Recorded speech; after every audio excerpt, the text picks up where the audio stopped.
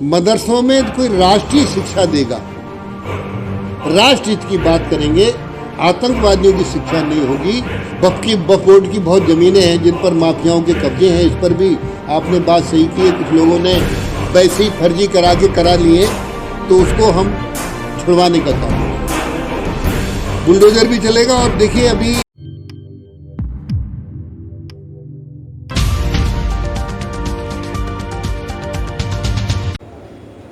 अस्सलामुअलैकुम, आदाब दोस्तों।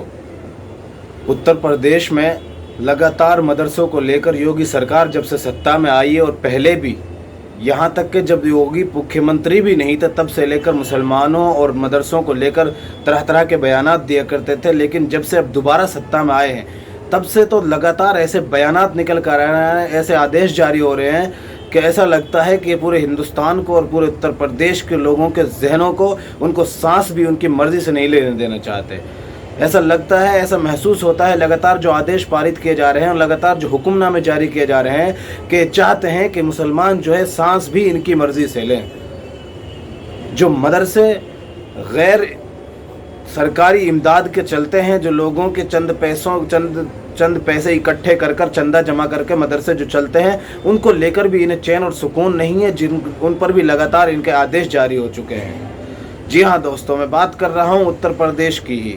उत्तर प्रदेश का जो जब बीजेपी जब से सत्ता में आई है, अब ने आपको पिछले दिनों दिखाया कि वहाँ पर एक आदेश पारित हुआ था कि उत्तर प्रदेश के हर मदरसे में सुबह सुबह राष्ट्रीय गान गाना पड़ेगा। अपनी जो है राष्ट्र हित और आपकी जो देशभक्ति है वो साबित करनी पड़ेगी आपको, और अगर आप ऐसा नहीं करते हैं तो आप पर जो कार्रवाई भी होगी। लेकिन अब जो नया फरमान जारी हुआ वो उसको देखकर, उसको सुनकर आप खुद परेशान हो जाएंगे और सोचने पर मजबूर हो जाएंगे कि आखिर ये हुकूमत जो है मदरसों से और मुसलमानों से चाहती क्या है। आपको याद होगा कि पिछले दिनों मदरसों पे बुलडोजर तक भी चलवा दिया है।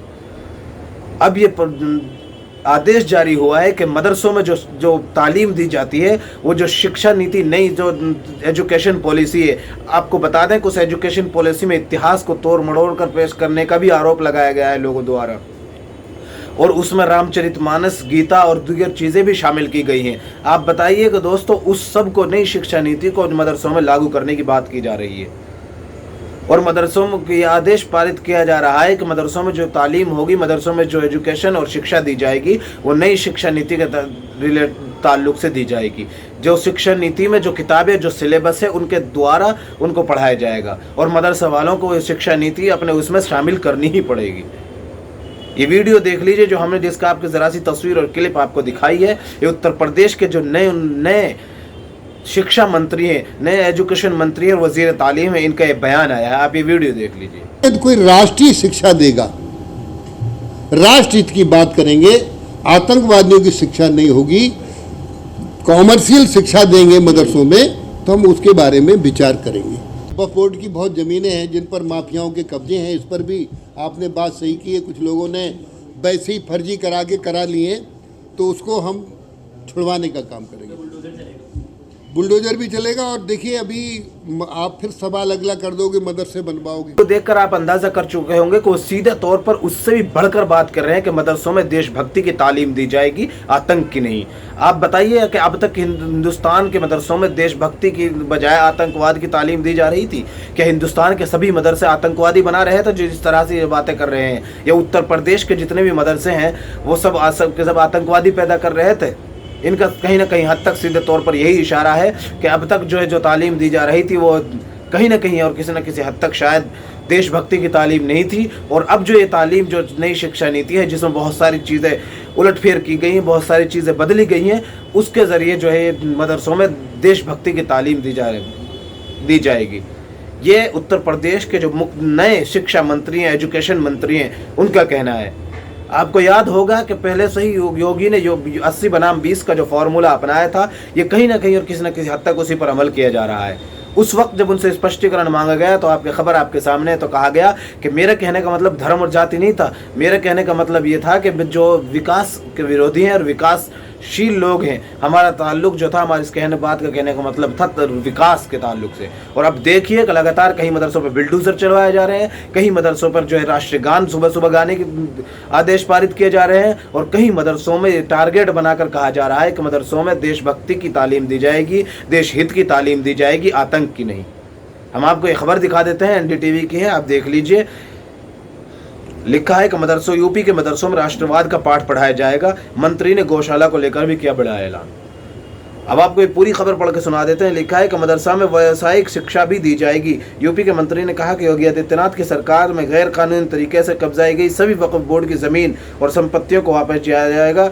इसे अल्पसंख्यक कल्याण के लिए इस्तेमाल किया जाएगा। आप देखिए, एक तरफ तो ये उनके जो धार्मिक स्थल हैं लगातार उनकी मस्जिदों में अटैक करने की बात करते हैं, और दूसरी तरफ ये जो है ये ढोंग कर रहे हैं कि उनके जो हित के लिए, उनके कल्याण के लिए काम किया जाएगा। लिखा है कि मदरसे में व्यावसायिक शिक्षा भी दी जाएगी। यूपी के मंत्री ने कहा कि योगी आदित्यनाथ की सरकार में ये दिया जाएगा, इसे अल्पसंख्यक कल्याण के लिए इस्तेमाल किया जाएगा। वक्फ बोर्ड की जो ज़मीन है उसको जो अगर किसी के पास कब्जाई हुई है तो उस पर जो बिल्डोजर चलेगा बाबा का, और जो है उसको अल्पसंख्यकों कल्याण के लिए इस्तेमाल किया जाएगा। मंत्री ने कहा कि वक्फ की करोड़ों रुपए की अतिक्रमण कराई जमीन को बिल्डोजर के जरिए मुक्त कराया जाएगा। ये जमीन वापस अल्पसंख्यकों के हित में इस्तेमाल की जाएगी। योगी सरकार के गायों की रक्षा देखभाल के लिए भी कई कदम उठाने जा रही है। आपको याद होगा, हमने पहले भी आपको वीडियो दिखाया था कि ये लोग सिर्फ बड़ी बड़ी डींगे हाँकते हैं और बातें करते हैं, और जब गौशाला और गायों की रेख देख की बात आती है तो सच्चाई क्या है, हमने आपको पहले भी कुछ वीडियोस दिखाए हैं।